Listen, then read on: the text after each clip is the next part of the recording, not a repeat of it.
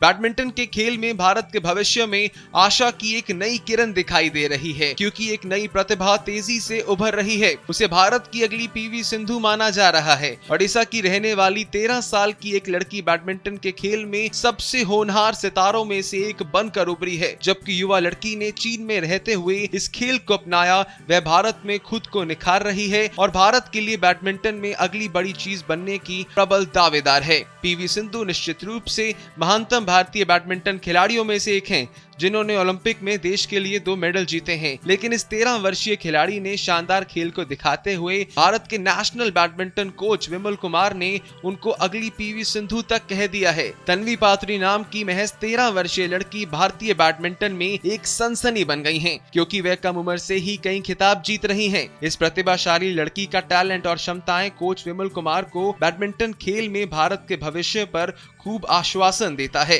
फिलहाल तन्वी की उम्र मात्र 13 साल की है।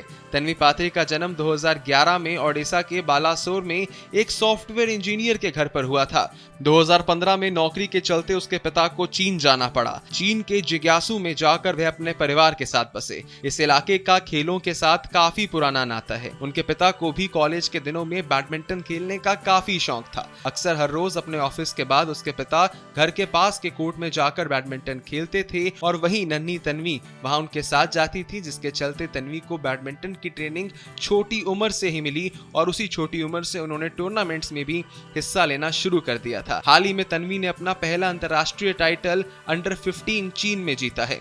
तन्वी के बारे में बात करते हुए बैडमिंटन के नेशनल कोच विमल कुमार ने कहा, वह लगभग 8 या 9 साल की थी जब वह भारत आई थी और 2022 में अकेडमी में शामिल हुई। वह मुझे सिंधु की याद दिलाती है जब वह छोटी थी। कम उम्र में मैच जीतने की क्षमता एक अच्छा संकेत है। उसे अभी लंबा सफर तय करना है और उसके स्वभाव के कारण उसमें काफी संभावनाएं हैं। वह अपने आयु वर्ग से काफी आगे है। पिछले 6 महीने में उसने अंडर 17 टूर्नामेंट जीते हैं और कई वरिष्ठ खिलाड़ियों को हराया है, जिसमें वर्तमान राष्ट्रीय चैंपियन फाइनलिस्ट तन्वी शर्मा भी शामिल हैं।